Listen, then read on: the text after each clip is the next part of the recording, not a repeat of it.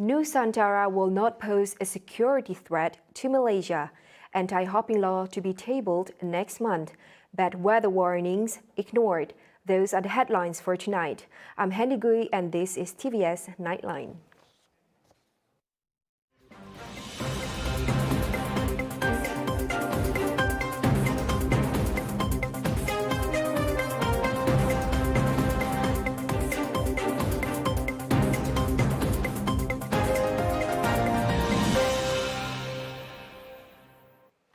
Chief Minister Dato' Patinggi Tan Sri Abang Johari Tun Openg received a courtesy call at his office Wisma Bapa Malaysia from the National Task Force Delegation NTF, led by Laksamana Madya Dato' Aris Adi Tan bin Abdullah.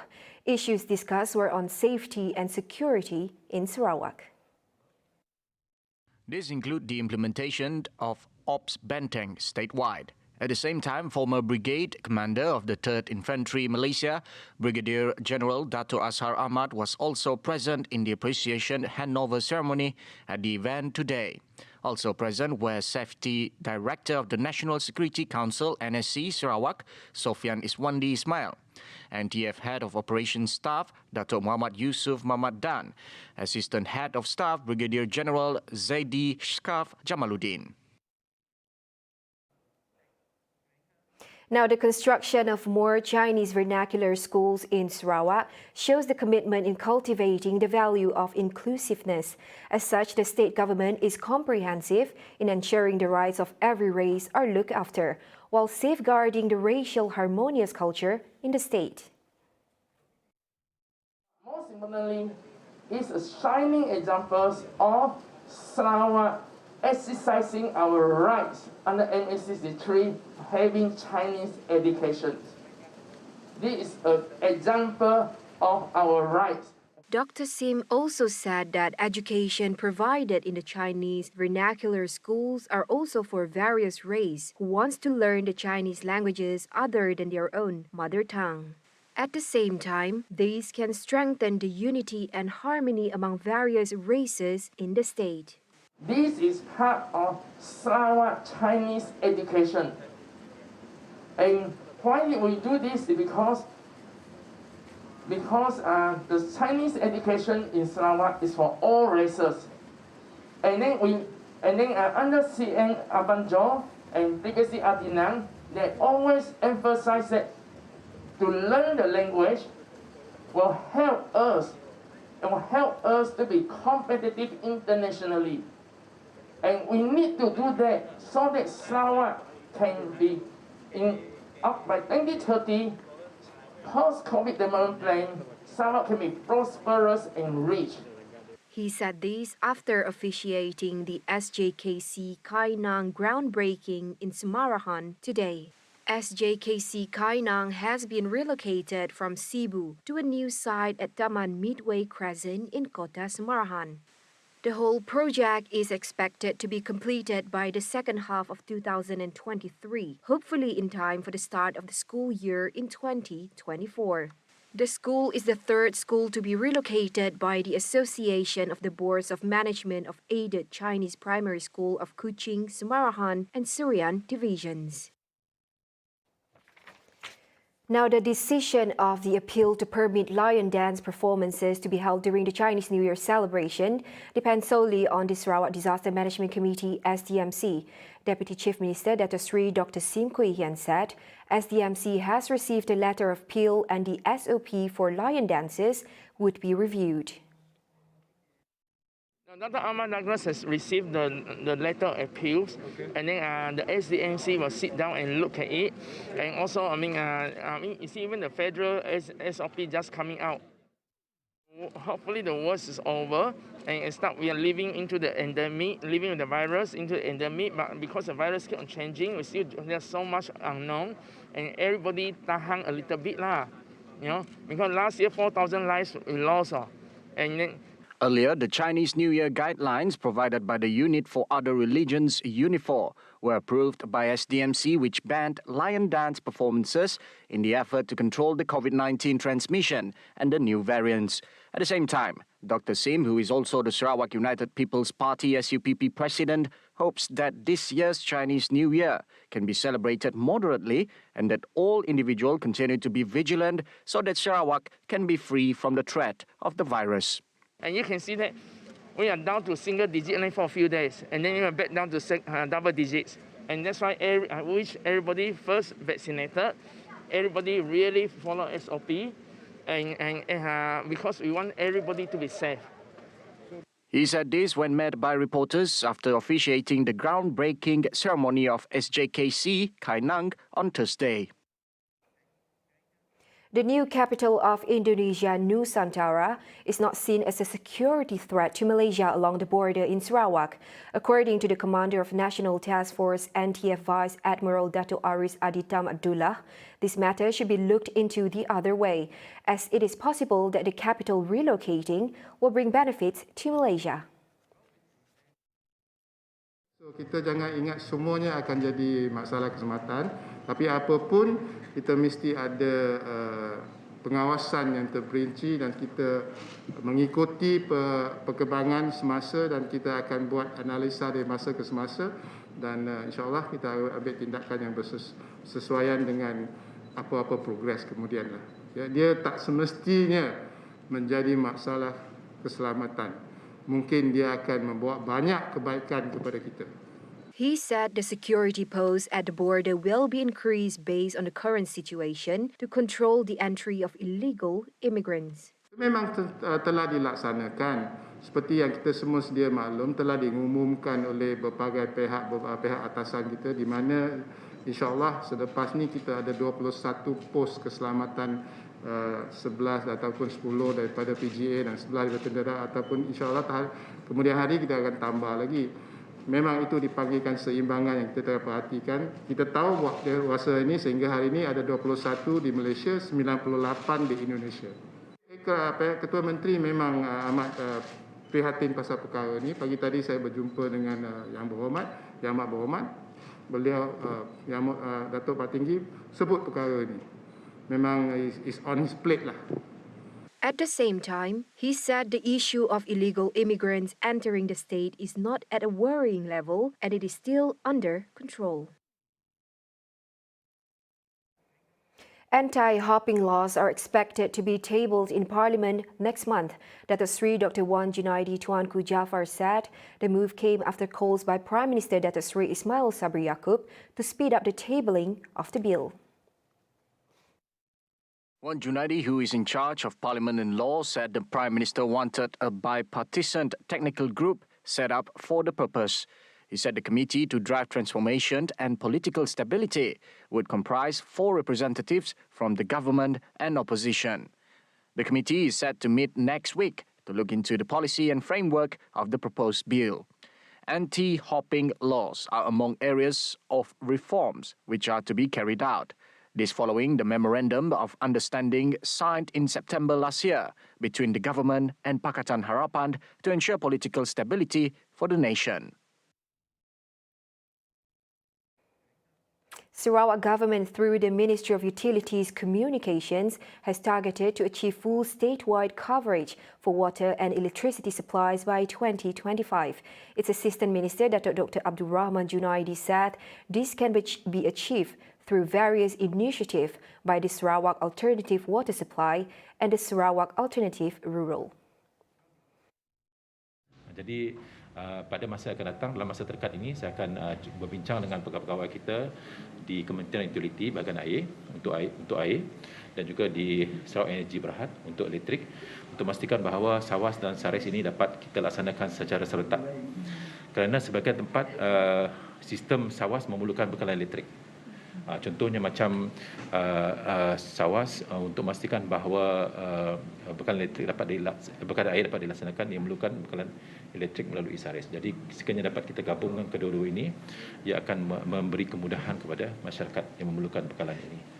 Dan kebanyakan tempat yang jauh di pedalaman Sarawak telah pun mendapat bekalan air bersih dan juga mendapat bekalan elektrik 24 jam. Jadi ini akan kita teruskan dan kita harapkan pada menjelang pertengahan tahun 2024 kita dapat memastikan bekalan air dan elektrik dapat sampai ke kawasan-kawasan yang pedalaman di seluruh Sarawak. Now, the Education Ministry is investigating into a claim which went viral on social media of only white rice with gravy served for students under the Supplementary Food Program, RMT.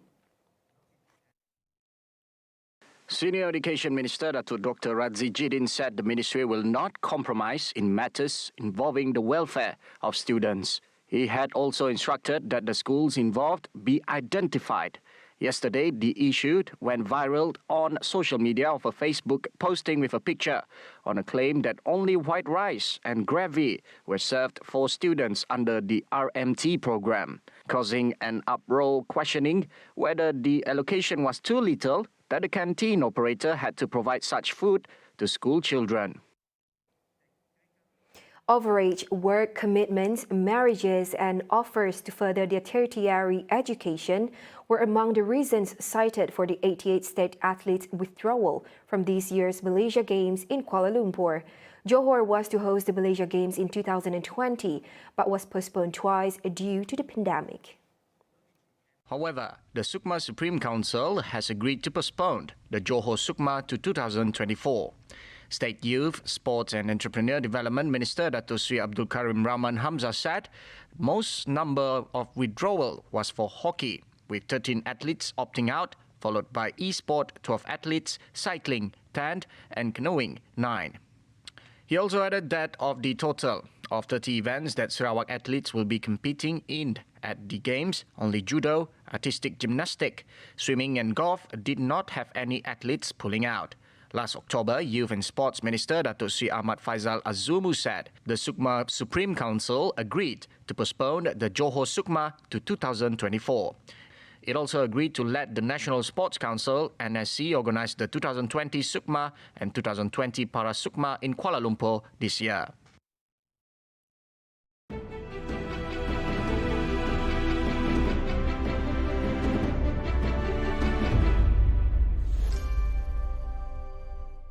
Percayalah bahawa anda bertanggungjawab terhadap diri anda sendiri. Anda bertanggungjawab untuk mengatakan tidak. Jangan biarkan orang lain mempengaruhi anda. Kenal pasti hak anda, keperluan anda dan perasaan anda. Hanya sekali ia boleh meragut.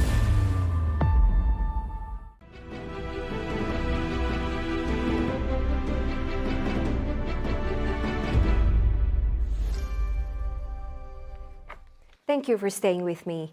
Now, following the issue of the flood disaster, and in a bid to improve disaster management, relevant agencies are instructed to expedite the second phase of development for the flood forecast and warning system to enable a more accurate early flood forecast and warnings to be issued. As a long-term measure, Prime Minister Dato Sri Ismail Sabri Yaakob said disaster risk reduction DRR aspects should be improved using the whole of society approach, which should also be adopted in all aspects of development, economy, education and health. He said this was because disaster management was a matter that involves all quarters, with communication, education and public awareness being the key elements that need to be implemented continuously to create a culture of shared responsibility, including for the DRR. Apart from that, he said local authorities should always play their roles, such as ensuring that all monsoon drains in the urban and suburban areas are in good condition and not clogged so as to avoid flash floods. The Prime Minister said he had also instructed NADMA to expedite the formulation of the Disaster Management Act. The Meteorological Department, or Met Malaysia, had issued 6 bad weather warnings involving continuous heavy rains. However, the warnings were ignored by certain parties involved in disaster management. This is following the assumption that only the East Coast states will get affected by the northeast monsoon surge. Prime Minister Dato Sri Ismail Sabri Yaakob said the unusual flood that started in Selangor on December 18, 2021, occurred as a result of a heavy downpour of 380 millimeters, which is equivalent to the average total in a month. Met Malaysia telah mengeluarkan sebanyak 6 kali amaran cuaca signifikan yang boleh mengakibatkan hujan lebat. Namun, amaran cuaca ini tidak diendahkan oleh setengah pihak yang terlibat secara langsung dalam pengurusan bencana kerana andaian iaitu hanya negeri-negeri di pantai timur semenanjung Malaysia yang akan terjejas akibat banjir yang dibawa oleh hujan lebat berterusan akibat luruan monsun. Persediaan bagi menghadapi musim tengkujuh juga telah banyak tertumpu kepada negeri-negeri di pantai timur dan banjir luar biasa di Selangor yang berlaku adalah di luar jangkaan banyak pihak. He reiterated that the unusual flood condition in Selangor that occurred on the first day of the flood management had caused the rescue team to face difficulties to carry out operations due to the complexity of this situation.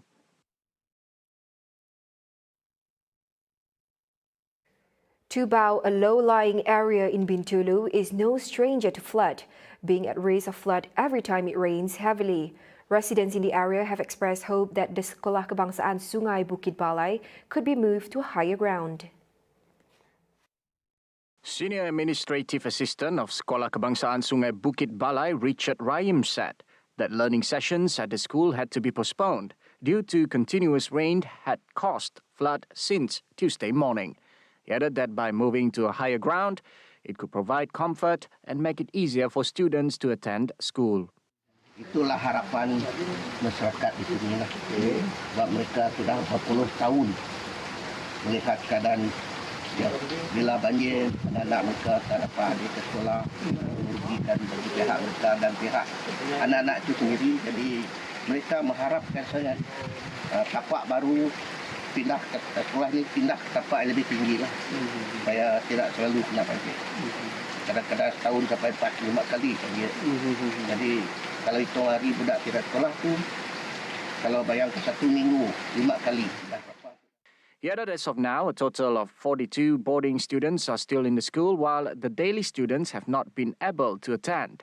Sampai hari ini, murid-murid kita masih ada di Sarawak yang tidak diambil oleh ibu bapa dari kampung. Tapi murid harian memang tak hadir lah. Sebab saya dengar dikabarkan perjalanan mereka sini ada jalan raya yang tak dapat dilalui kerana banjir. At the same time, the Malaysian Civil Defence Force, APM Bintulu, described the decision to postpone school sessions a smart move at least until the flood situation subsides.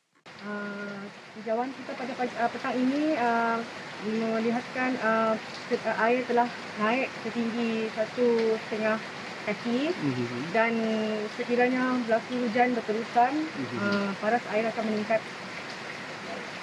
Setelah menilai dan meninjau kawasan sekolah dari bila kita masuk tadi, memang risiko banjir di sini mengalami kekanganlah untuk pelajar dan guru-guru meneruskan operasi sekolah. Dan pihak sekolah mengambil langkah yang betul lah sewajarnya lah dengan menangguhkan sesi pembelajaran lah. Adding to that, Bintulu APM will continue to monitor the current situation in the area, in addition to being ever ready in the event of a disaster.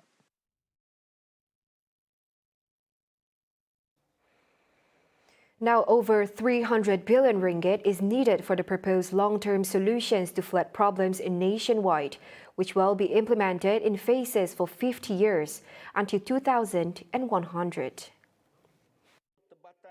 Environment and Water Minister Datuk Sri Tuan Ibrahim Tuan Man said this included projects to develop water infrastructures such as flood mitigation systems, constructions of embankments, as well as prevention of coastal erosion. Commenting further, he said focus will be given to some key approaches, such as strengthening the governance of climate change adaptation of the water sector through the formulation of the Water Sector Adaptation Act by taking into account the need to increase the level of protections of the country's drainage and coastal infrastructures.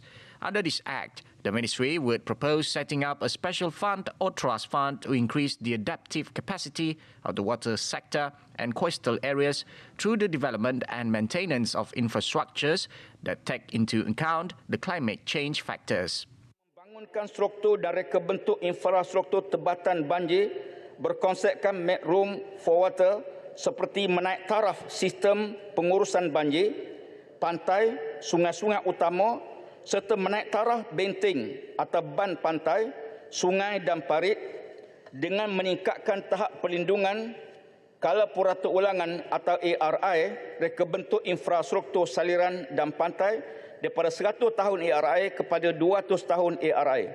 Adding further, he said other measures included the development of a national adaptation center to coordinate policies and implementations of climate change adaptation, integrations of disaster risk, and prevention of loss and damage due to the effects of climate change involving vulnerable sectors.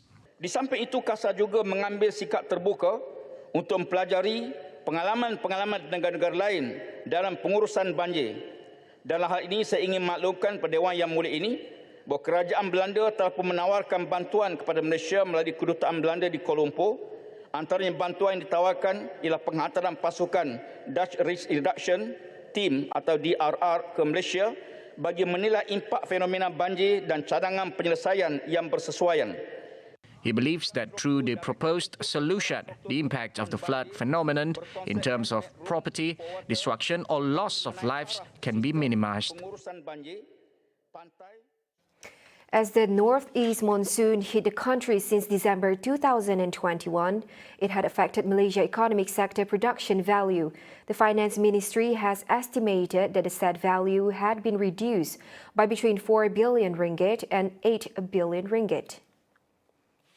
However, the Ministry Minister Tengku Dato Sri Zafrul Tengku Abdul Aziz said the country's gross domestic product GDP growth forecast remained between 3% and 4% for the whole of 2021. Tengku Zafrul said the momentum of the recovery is expected to continue throughout the year. It is expected to grow between 5.5% and 6.5%, which he said in line with the projections of the International Monetary Fund and the World Bank. Now, the government has so far channeled over 125 million ringgit to the states affected by the floods in a bid to coordinate the disbursement of the compassionate cash aid and BWI death assistance aid to heads of households.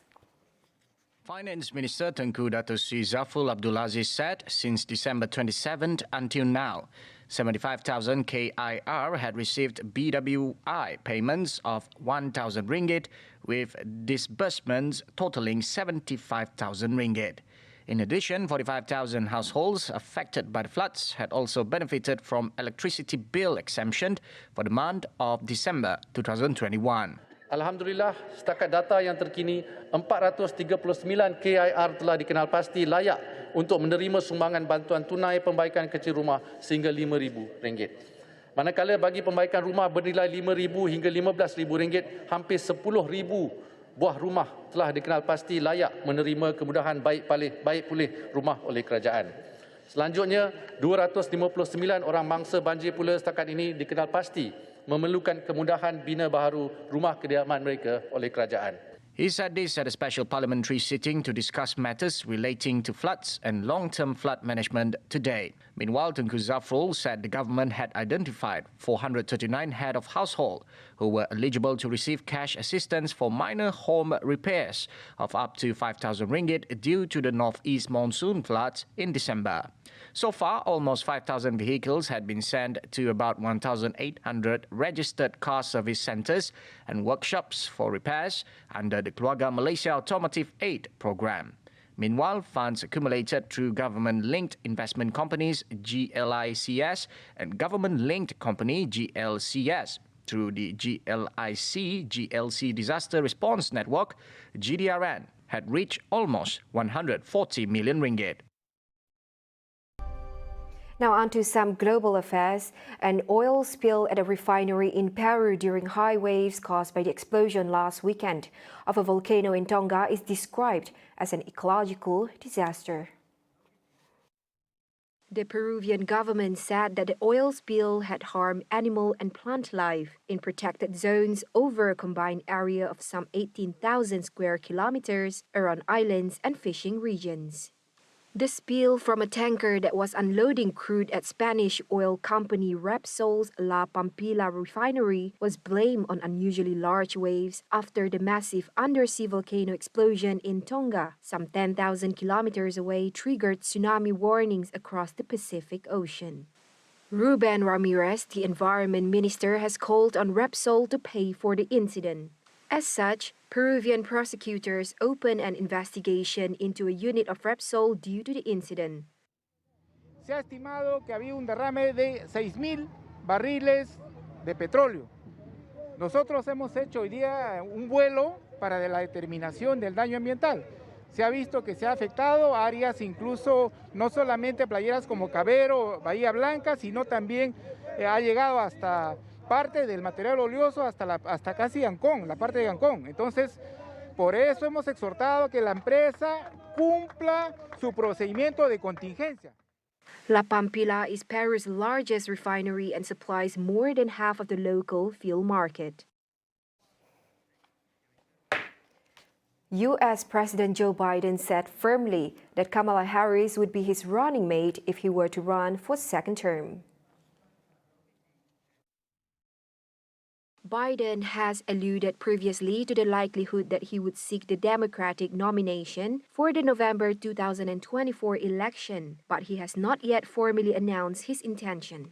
At a White House news conference, Biden was asked whether he was satisfied with Vice President Harris's performance on her assignment to shepherd voting rights legislation through Congress, a bill which was expected to be rejected by the Senate later on Wednesday, and whether, given that performance, Harris would be on the ticket in the next election. She's going to be my running mate, number one. And number two, I did put her in charge. I think she's doing a good job. Still, questions persist about whether Biden actually plans to run again in 2024, and missteps by Harris, whose allies believe she's both underutilized as a political asset and overexposed to difficult issues, have led to deeper introspection about the future of the Democratic Party. Now wrapping up the Nightline, a robot dog has been given new powers to work out how to walk over any terrain by combining what its sensor can see with what it knows about its surroundings, just like people or animals. Until now, when the robot used perception, mostly they were just assuming that the map is always correct. So if there's a step in front, the robot trusts the map and steps on it. But often when we go outdoors, this doesn't happen. When you go into the tall grass and those obstacles appear as kind of a obstacle, steppable object for the robot. And then if the robot always trusts it, we cannot go into those areas. So in this paper, we kind of train the robot to be robust against these failures. So if you combine with the body information, you can recognize that the map here is wrong. And then then you only trust its body information. The team used deep snow as an example of when a robot's camera systems will produce a map of its own terrain that doesn't work when the robot puts its foot down. Animal's control system allows it to prioritize its sense of touch over its visual perception. The team put the ability to the test on a hiking route up Mount Etzel, which stands 1,098 meters above sea level in the Swiss Alps. The slope was quite steep. It was even hard sometimes for us. It was quite exhausting. But the robot could go over all of these obstacles and we didn't need to help the robot. It is hoped that the new skill could allow Animal to be deployed anywhere too dangerous or inaccessible for people, including other planets. Hundreds of four-legged robots, many of them made by Hyundai-owned Boston Dynamics, are already in use, some in hostile industrial environments, including one performing survey work in Chernobyl, and another working on a BP oil rig in the Gulf of Mexico. So with this controller, the robot can go to an area that is dangerous for the human, or like very far, like for example in the nuclear power plant or disaster area, like on the other planet surfaces, like, and I think this can open up possibilities for those applications.